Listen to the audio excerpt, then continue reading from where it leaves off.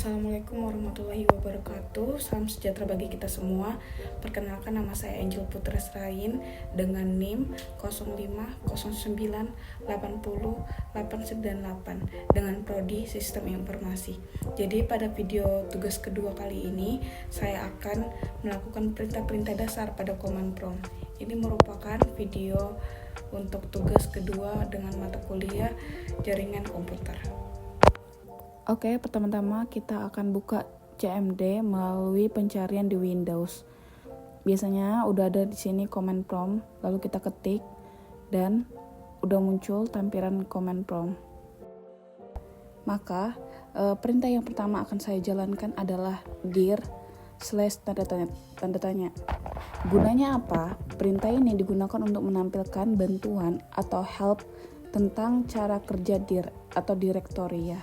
Jadi untuk perintah ini command prompt belum menampilkan folder apapun. Cara kita menampilkan folder yaitu dengan ketik dir lalu enter. Nah, di sini muncul ya beberapa folder yang ada di dalam user atau dalam komputer aku.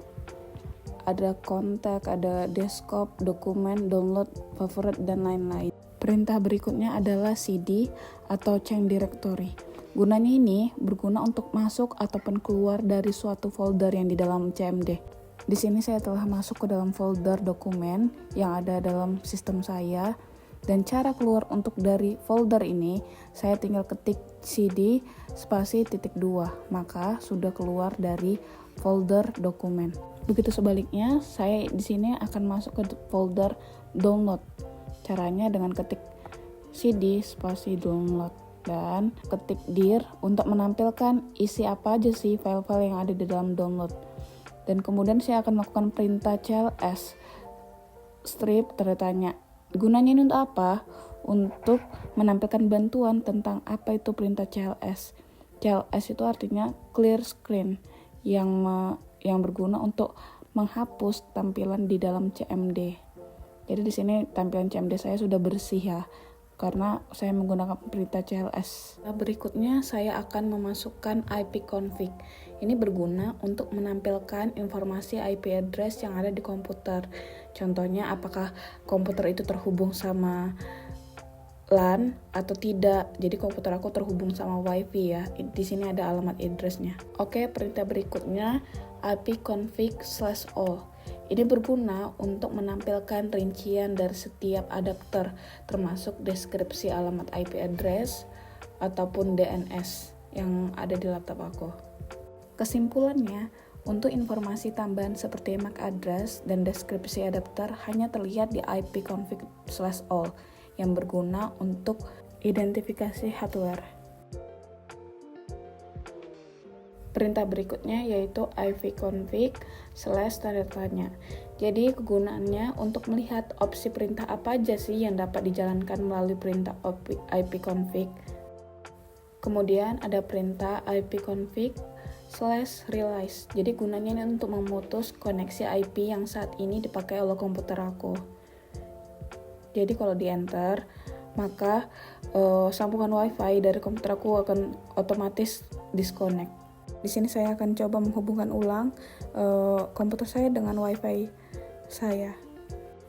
Dan perintah berikutnya saya akan masukkan ipconfig renew.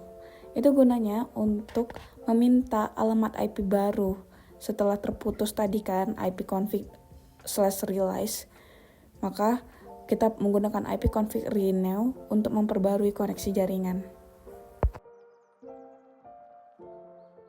Perintah yang ke-10 adalah ipconfig/display DNS. Gunanya untuk menampilkan cache DNS di komputer atau menampilkan informasi apa aja sih yang pernah aku buka, maksudnya website apa aja yang telah aku buka di komputer ini. Kemudian aku akan buka ipconfig/flash DNS. Gunanya untuk membersihkan cache DNS yang tersimpan di komputer. Kalau tadi kan display untuk menampilkan, kalau flash DNS ini untuk menghapus. Dan kemudian ipconfig/register ini berguna untuk mendaftarkan ulang informasi DNS ke server DNS.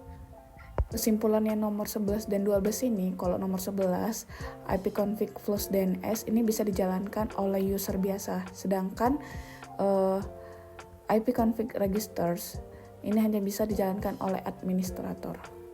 Perintah berikutnya adalah ping. Jadi gunanya ini untuk mengecek apakah komputer bisa terhubung ke alamat IP tersebut. Jadi saya akan menggunakan contoh, saya mau masuk ke situs google.com. Jadi saya enter, maka apakah komputer saya bisa terhubung? Dan di sini keterangannya bisa ya, dan dapat dijalankan.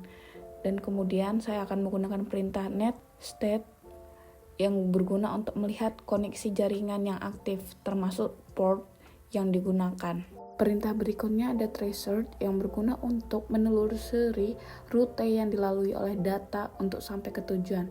Jadi gunanya ini untuk melacak jalur data yang ada di komputer aku. Dan dari sini juga kita tahu di mana letak masalah atau yang buat koneksi jadi lambat. Kemudian ada perintah part ping. Ini berguna untuk menampilkan rute atau kualitas koneksi di setiap titik. Secara default, part ping akan mengumpulkan data selama 30 detik atau 5 menit, dan setelah 5 menit barulah part ping akan menampilkan laporan lengkap terkait presentasi kehilangan paket atau waktu tunda. Perintah berikutnya ada NS lookup atau kependekan dari name server lookup. Ini gunanya untuk mengquery atau mencari server DNS. Jadi DNS adalah sistem yang menerjemahkan nama domain yang mudah diingat manusia. Kemudian ada perintah nets atau kependekan dari network shell. Cara keluar dari perintah ini dengan ketik exit, maka udah keluar. Perintah berikutnya adalah route. Di sini saya akan coba route print yang berguna untuk menampilkan tabel routing IP di komputer. Dan kedua, saya akan coba net help adalah suatu perintah untuk menampilkan daftar yang tersedia di Windows beserta deskripsi singkatnya. Saya akan coba buka net view. Dan di sini komputer saya tidak bisa ya, karena tidak dapat mengakses komputer lain dalam workgroup atau domain. Oke, saya akan coba buka perintah net user. Net user ini digunakan untuk mengelola akun pengguna lokal di komputer ini. Demikian adalah video mengenai dasar-dasar perintah pada command prompt yang digunakan sebagai alat untuk berinteraksi dengan sistem operasi Windows, khususnya untuk aspek manajemen dan diagnosis jaringan.